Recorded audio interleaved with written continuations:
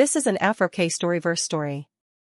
And before I tell you what happened between Soleil and Tae-jin, I want to tell you something about the moment before you fall. There is always a moment before. A moment when you are still standing on the right side of something. When the person is just a person, interesting, magnetic, the kind of face you notice in a room and file without meaning to. Before they become the specific person. Before they become the name the whole story is told after. I know that moment now because I have looked back at it many times. I can tell you exactly when it was for Soleil. It was 7 o'clock on a Tuesday evening in September. She was standing in the lobby of the Kang Group headquarters in Gangnam. She had arrived 4 minutes early to a meeting she had been preparing for 6 weeks. She was 28 years old. She had just been awarded the architectural commission of her career. And she was standing in that lobby telling herself, with complete conviction, that this project was going to define everything that came after it. She was right. She was just not right about what everything meant. Her name was Soleil Adeyemi. Nigerian father. French mother. Born in Lagos, educated in Paris, based wherever the work was good enough. In September of that year, the work was Seoul. The commission was the Yeonhui Cultural Centre, a landmark public building in one of Seoul's oldest residential neighborhoods.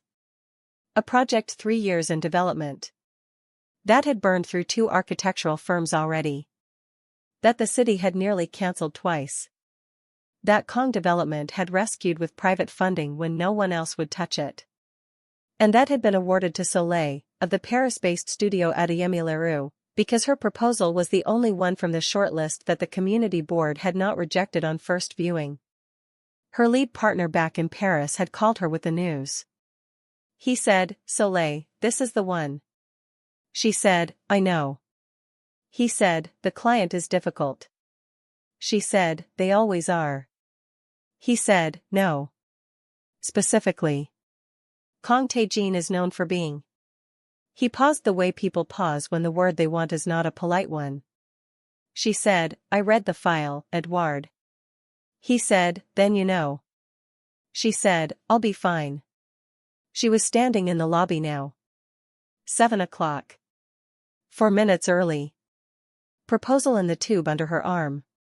The absolute certainty of a woman who has never yet met a room she could not handle. And then the elevator opened. Visual, the lobby. Evening. The elevator doors parting. And from them, Kang Tae-jin. Tall, angular, dark suit, the specific quality of stillness that belongs to men who have decided that managing everything they show is the most important discipline they will ever practice. He is looking at his phone as he crosses the lobby. He looks up. Finds her. And for one unguarded moment, before the control reasserts itself, something moves across his face that he does not name and will not show again for a very long time. Kang Tae-jin was 35 years old. He had inherited the Kang Group at 29 after his father's sudden death. He had spent 6 years turning a company his father had nearly destroyed, through bad deals, worse debts, and one very specific act of violence the family had paid to bury, into one of Seoul's most respected development firms. He was 6 feet tall with the build of someone who had been athletic young and kept the discipline without keeping the softness. Dark hair pushed back from a face that looked like it had been decided on by someone who took the work seriously. Eyes that were very dark and very still and gave nothing away unless he allowed them to. He had tattoos under the suits. Soleil found that out later. He walked out of the elevator and across the lobby, and she noticed him the way you notice a building, structurally, first. The way he occupied space. The economy of how he moved. He extended his hand. He said, "Ms. Adeyemi." His English was precise. The English of a man who had learned it as discipline rather than pleasure. She shook his hand. She said, "Mr. Kang."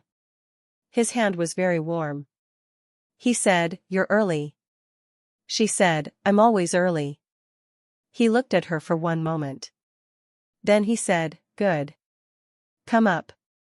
That was the moment. That was the before. She filed it without meaning to. And she followed him into the elevator. The meeting lasted 3 hours.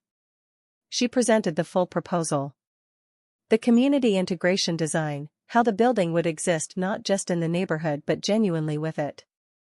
The material choices, traditional Korean architectural language carried into a contemporary structural form that did not perform heritage but inhabited it. The light studies, how the building would move through the day, how it would cast its shadow, how it would give back to the street rather than simply stand above it. 6 weeks of preparation. Every question he asked, and he asked many, the specific uncomfortable questions of a man who has been deceived before and organized his intelligence accordingly, she met directly. He challenged the east-facing atrium design. She explained the thermal logic and then the human one, the morning light for the elderly residents who used the adjacent park every day at 7. He challenged the timeline. She walked him through the parallel construction methodology that addressed it without compromising structural integrity. He challenged the budget allocation for the heritage consultation. She said, "Mr. Kang, you can reduce the heritage budget and finish on time and have the community board shut it down 6 months after opening. Or you can protect it and have a building the neighborhood will defend for the next 50 years. The cost difference is 4%. The outcome difference is permanent." Silence. His 2 associates at the table looked at him. He looked at her. Then he said, to his associates, "Leave us." They left. He was quiet for a moment. Then he said, "You know this project is going to be difficult." She said, "Every project worth building is difficult." He said, "The previous firms." She said, "I read what happened with the previous firms. Their designs weren't wrong because they were difficult. They were wrong because they weren't listening to what the site was asking for." "I am listening." He picked up one of her drawings. He studied it for a long time. He set it down. He said, "When can you start?" She said, "Monday." He said, "It's Friday night." She said, "I know." He almost smiled. He did not smile. But almost. She filed that too. She should have known, right then, that filing things about him was going to become a habit she could not break. She started on Monday. She moved into the site project office in Yeonhui 3 days later. She was in Seoul full-time for the first time and she loved the city with the love of someone finding a frequency they had been missing. Seoul was precise and layered and contradictory in ways that architecture is precise and layered and contradictory. Old and new not at war but in conversation. The site itself was a neighborhood of narrow streets and low-tiled rooftops and corner pojamika and elderly residents who had watched 2 previous firms come and go with expressions that said they would watch this one too and reserve judgment. Soleil went to them first. Before the ground surveys. Before the contractor meetings. Before any of the administrative machinery of the project began moving. She spent her first week walking the neighborhood at different times of day. Morning at the market. Afternoon at the community center. Evening at the small park adjacent to the site where the elderly residents gathered. She brought a sketchbook. She listened more than she spoke. Her Korean was functional rather than fluent. She had been studying for 4 months in preparation for this, and she compensated for its gaps with a quality of attention that the residents noticed and responded to. An elderly woman named Mrs. O, who had lived in the neighborhood for 60 years and had a deeply considered opinion about everything that happened in it, told her on the 3rd day, "The others came with plans. You came with questions. That is different." Soleil wrote that down. She also wrote down the direction of the morning light in the park. The way the old man played baduk at the stone table under the zelkova tree every morning at 7. The specific angle at which the afternoon sun hit the old tile walls and made them look like they were made of something other than clay. She was building the building before she built it. And Kang Tae-jin, who appeared at the site unannounced on her 4th day and stood at the edge of the park watching her talk to Mrs. O for 20 minutes before she noticed him, he was watching her build it. She turned and found him there. He said, "I wanted to see how you work." She said, "And?" He said, "You work the way your proposal reads." She said, "Is that a good thing?" He said, in my experience, most architects' proposals read better than their site presence. She said, and mine? He looked at the sketchbook in her hand. He said, your site presence is better than your proposal. And he walked away before she could respond. She stood there watching him go. And something warm and inconvenient moved through her chest. She should have named it immediately and put it somewhere useful. She did not. The first month was the project. Only the project. She was disciplined about that. Her days were full and purposeful: site surveys, structural consultations, community meetings, the elaborate coordination of a complex build in a historically sensitive neighborhood. She had a good team. A Korean site manager named Jiho who was efficient and funny and had strong opinions about lunch that he was not shy about expressing. 2 junior architects from Seoul who were technically excellent and initially uncertain about taking direction from a foreign woman and who became, over the first 3 weeks, genuinely invested in both the project and her. Kang Tae-jin visited the site twice a week. He was not a hands-off client. He reviewed everything. Questioned everything.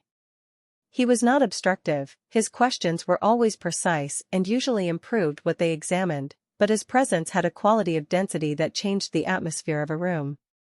People became more careful when he was there. She did not become more careful.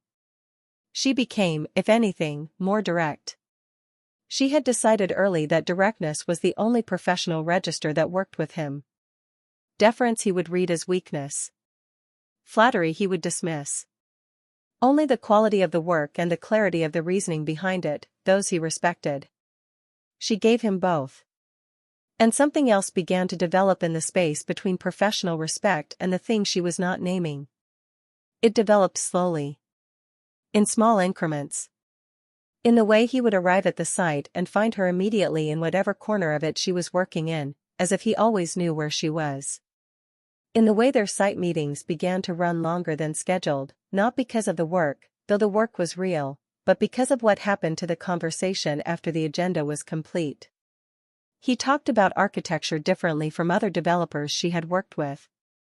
He talked about it like someone who had studied it without studying it, through living in buildings, through demolishing them, through watching them age.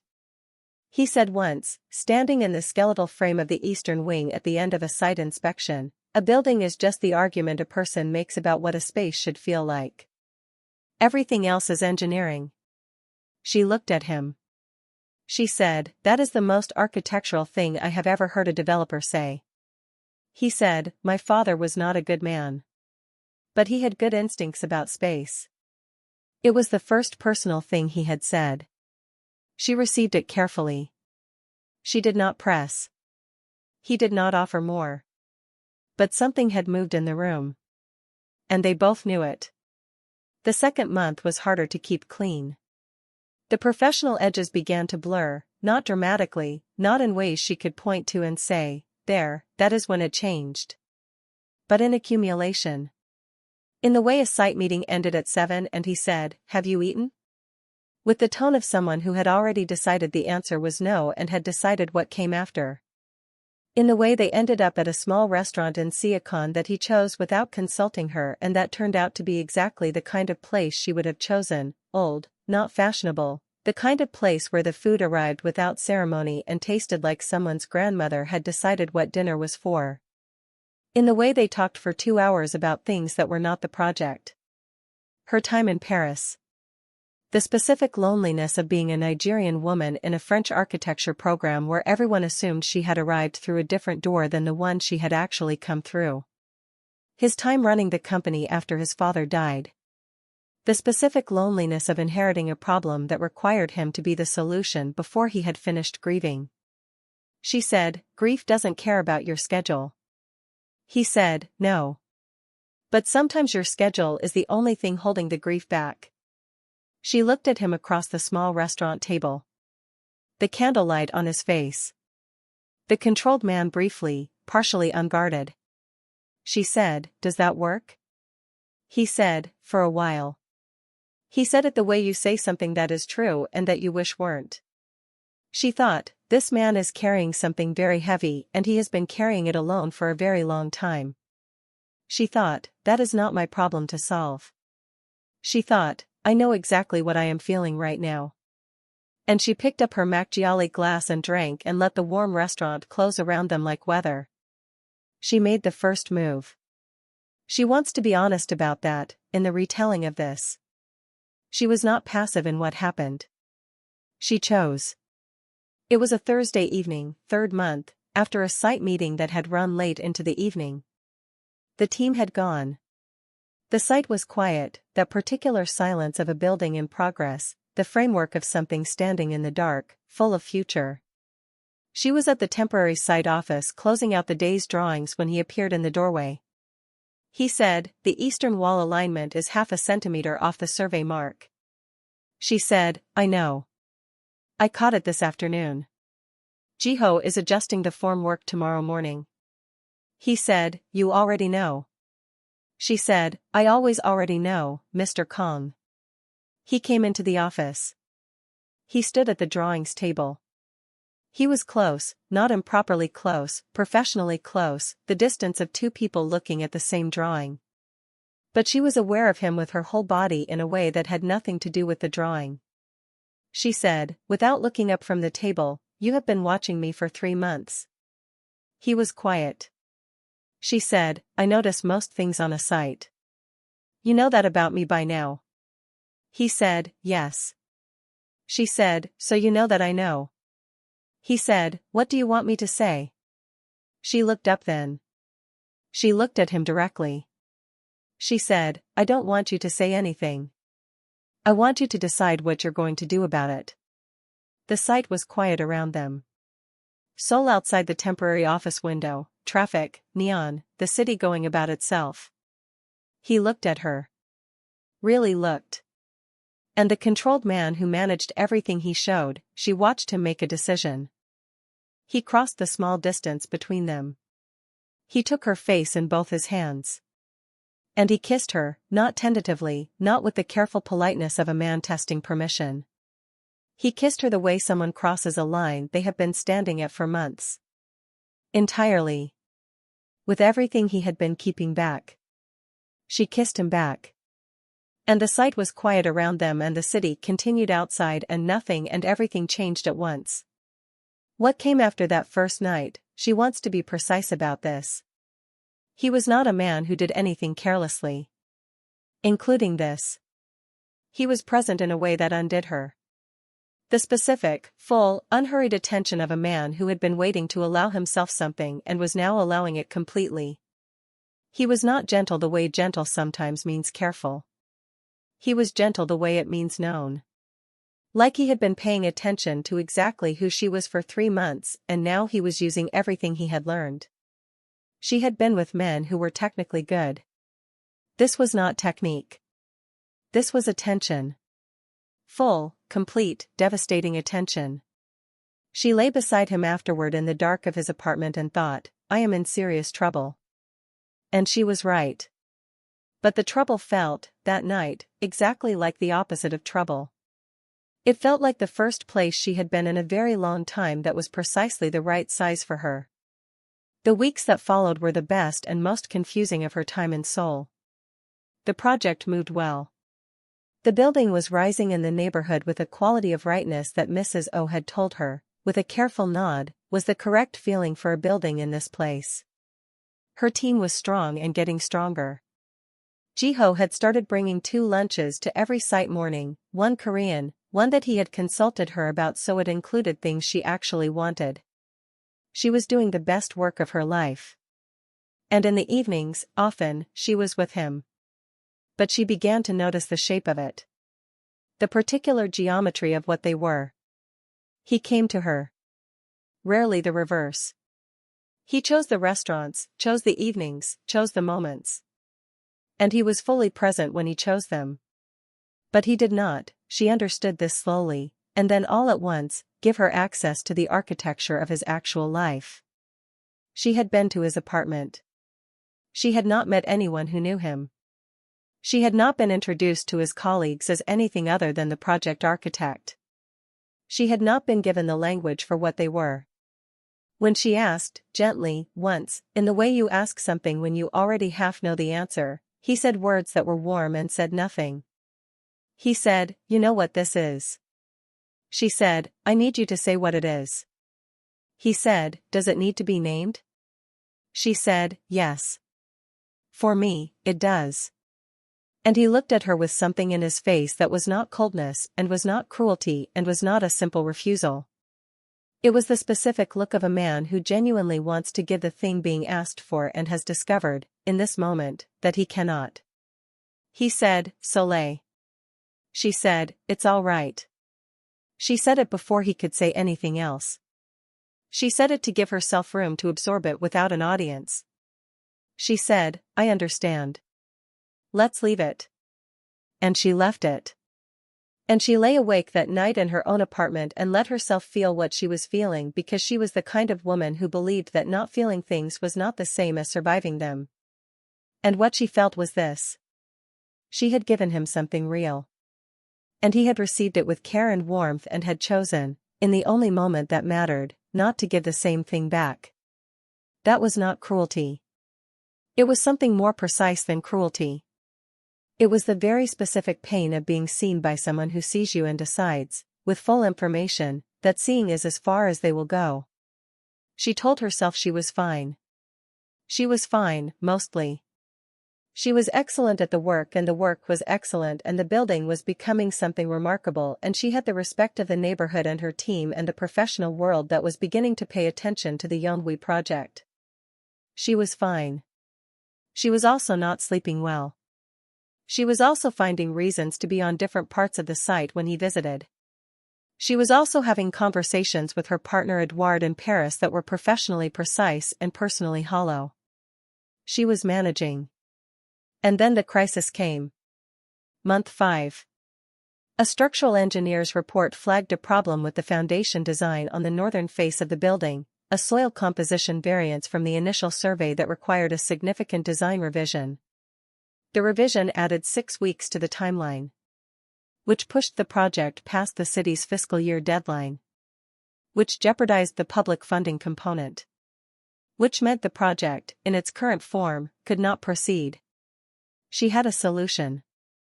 She worked through 2 nights and produced a revised northern wing design that absorbed the structural correction without extending the timeline.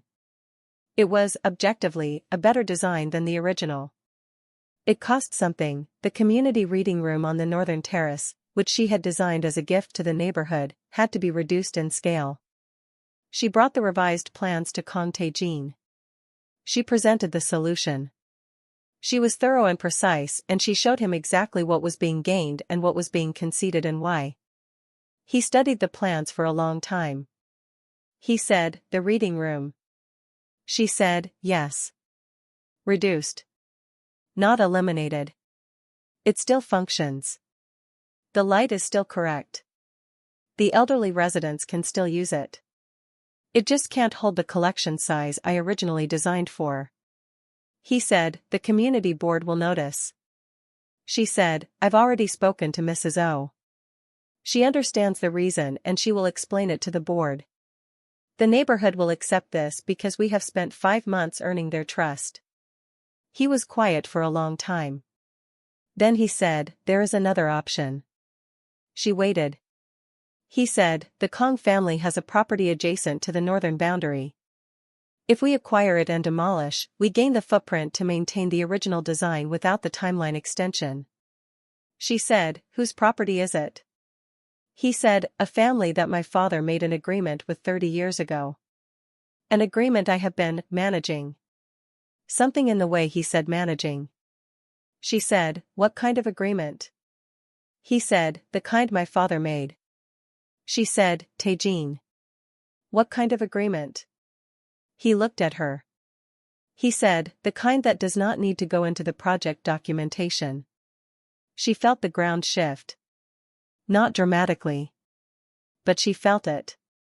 She said, "I won't use a site acquired through an agreement that doesn't go into the documentation." He said, "Soleil." She said, "This is not negotiable for me. You know that. You have always known that about me." He said, "The project."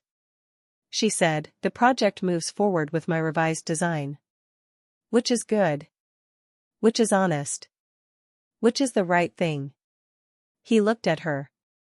The controlled man.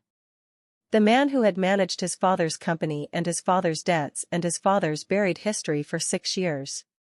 He said, I'll speak to the board about the funding extension. She said, I've already drafted the request. I can have it to you this afternoon. He said, you already drafted it. She said, I always already know, Mr. Kang. That hasn't changed. She said it without warmth. Not with coldness either.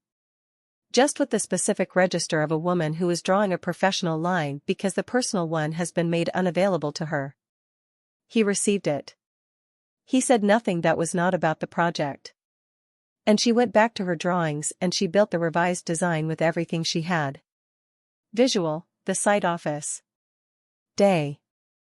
The revised drawings on the table between them, her standing, him seated, the plans spread out showing the solution she built in 2 sleepless nights. Her face showing the architect, clear, precise, certain of the work. His face showing the man, watching her with something that is not just professional respect and is not being acknowledged. The northern wall of the building visible through the site office window behind them, the neighborhood beyond it. The specific tension of 2 people who have been something to each other and are now choosing to be professional. The board approved the funding extension. The revised design was accepted by the community with the dignity and grace that months of honest relationship had built. The project moved. It was good. It was objectively, measurably good. And something between them had shifted in a direction that she could feel but not name precisely. He was professional. She was professional. They were very good at working together. Everything else lived in the space beneath the work that neither of them reached into. She had stopped reaching. He had, she understood this later, noticed her stopping. And it had done something to him that he had not anticipated. But she did not know that then. What she knew then was the project, and the neighborhood, and the work, and the building rising into the Seoul autumn with a quality that made her chest feel full every morning when she arrived at the site. And then month 6 brought the investor meeting. A group of Japanese investors that Kang Group had been courting for their next major project. A dinner. He mentioned it 3 days before. He said, I'd like you to attend. She said, as the project architect? He said, yes. She said, of course. She attended. She presented the Yeonhui project with the fluency and passion of someone who had built the thing from the ground up. The investors were impressed. She was introduced as the lead architect on the current project. She was introduced by her name and her professional credentials. She was not introduced as anything else. There was a woman at the dinner who sat near Tae-jin. Korean, early 40s, elegant, the ease of someone who had been in this world her whole life. She talked to him with the specific ease of someone who had known him for a long time. She touched his arm once, briefly. It was nothing. It was the kind of nothing that contains everything. Soleil watched it. She filed it. And on the drive home from the dinner, he had offered to drop her. She had accepted, the car moving through Seoul at night, she said, looking at the window and not at him. Who was the woman near you at the table? He said, an associate. Her family's firm is involved in the next project. She said, she's known you a long time. He said, yes. She said, how long? He said, since we were children. Our families. He stopped. She said, your family's what? He said, had an arrangement. The word arrangement. She turned from the window. She looked at him. She said, what kind of arrangement? He said, a historic one. It doesn't. She said, Tae-jin. He said, it's complicated. Family. Not relevant to. She said, is it relevant to us? And the car was quiet. And the city moved past the window. And he said, I don't know yet. 3 words. Not a lie, technically. The most honest and most devastating thing he had said to her. She sat with it for the rest of the ride. At her building, the car stopped. She got out. She said, "Good night." She did not wait for him to say it back. She went upstairs. She sat on the edge of her bed for a long time. She was not crying. She was doing the calculation that people do when they have finally received enough data points to see the shape of a thing they had hoped was a different shape. She was not the arrangement. She was not the plan. She was the thing that had happened while the plan was still being planned. And a man who had spent 6 years managing everything, his father's company, his father's history, his father's debts, his own grief, was managing this too. Carefully. With genuine feeling. Without giving her the only thing she needed. She made a decision. Not that night. Not dramatically. She went to sleep. She worked the next week. The week after. She was excellent.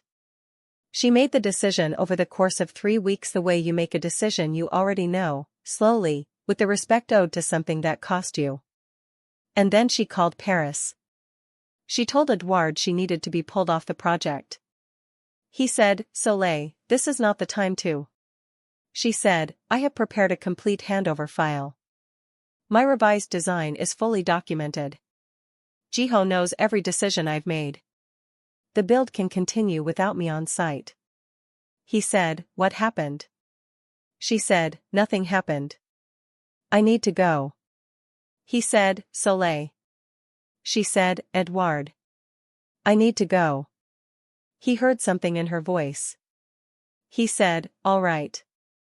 I'll come to Seoul. We'll manage the handover together." She said, "Thank you." She spent her last week on the Yeonhui site working with the precision and dedication of someone building something they will love for the rest of their life. Which she was. She spent time with Mrs. O. She walked the neighborhood one final time. She sat at the stone bedecked table under the Zelkova tree at 7 in the morning and watched the old men play and watched the morning light fall exactly where she had designed it to fall on the eastern face of the building. It was right. She had made something right. That was going to have to be enough. She told Jiho the afternoon before she left. He said, "We can't finish this without you." She said, "Yes you can. You've been able to finish it for months. You just didn't know that yet." He looked at her. He said, "Does he know you're leaving?" She said, "He'll be informed through the professional channels." Jiho said, "That's not what I asked." She said, "Jiho." He said, "I'm sorry. I know. He's not going to handle this well." She said, "That's not my concern anymore." She left the site for the last time at 6 o'clock. She did not stop at the building and look back. She got in the cab. She went to her apartment. She packed what she had accumulated in 6 months, which was not much. She had always traveled light, and she arranged it into 2 cases with the efficiency of someone who had been ready for this departure even before they decided to make it. The next morning she was at Incheon Airport at 7. Her flight boarded at 9:15. She sat in the departure lounge with a coffee and her sketchbook. She was not drawing. She was looking at nothing. And then she heard footsteps. And she knew them. She had worked beside this man for 6 months. She knew how he moved. She did not turn around. He sat down in the seat beside her. He did not say anything for a moment. Then he said, "Jiho called me." She said, "I know." He said, "Soleil." She said, "Tae-jin. Don't." He said, "I need to." She said, "You don't need to say anything. I am not angry at you. You were honest with me about what you could give. I was the one who wanted something different. That's not your fault." He was quiet. She could feel him beside her. The warmth of him even now. She said, "The building is good. It's going to be great. Jiho will take care of it." He said, "It's your building." She said, "Yes." He said, then stay for it. She turned and looked at him then. This man. His face in the airport morning light, no performance, no management.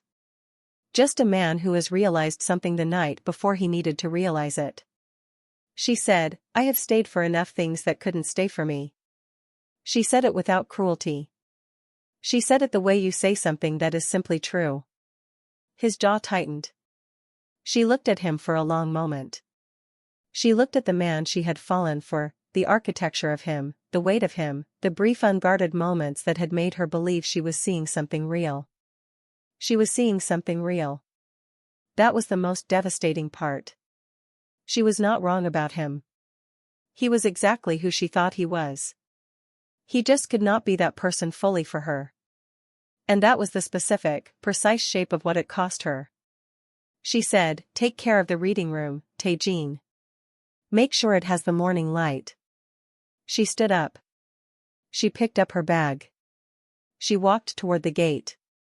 She did not look back. She did not look back. But he watched her until he could no longer see her. And in the specific, cold silence of an airport after someone you love has walked through a gate, he understood, for the first time, what he had done. Not what had been done to him. Not what had been taken from him by circumstances or history or family or obligation. What he had done. What he had chosen. He sat in that airport seat for a long time. The morning went on around him. And Kang Tae-jin, the man who had managed everything, controlled everything, buried everything that his father left him and rebuilt it into something new, sat in a departure lounge and felt, with full and complete clarity, the specific weight of a man who has just understood what he let leave. 18 months. That is how long it would take before he saw her again. 18 months for him to understand what he felt. And 18 months for her to become someone who no longer needed him to. That is the problem with falling late. By the time you land, the person you fell for has already built something new on the ground. And you have to decide whether you are brave enough to ask to be part of it. Or whether you will spend the rest of your life standing at the edge of what you let walk away. Kang Tae-jin stood up. He walked out of the airport. He went back to Seoul. He went back to the building. He stood at the site and looked at the eastern wall and the morning light coming through the atrium exactly as she designed it. And he made a promise to himself and to the morning light and to the ghost of the woman who had designed it. He would be ready. When the time came. He would be ready. But what he did not know yet was what 18 months does to a woman who was already extraordinary when she left. What it builds in her. What it closes in her. What it costs to reach her now. He did not know any of that yet. He was about to find out. You are watching Afro K Storyverse, where African stories are told without apology and Korean romance hits different every single time. If this story already has you, subscribe right now. New stories every single week. Hit subscribe and ring that bell. You do not want to miss part 2. Because what comes next, I promise you, changes everything.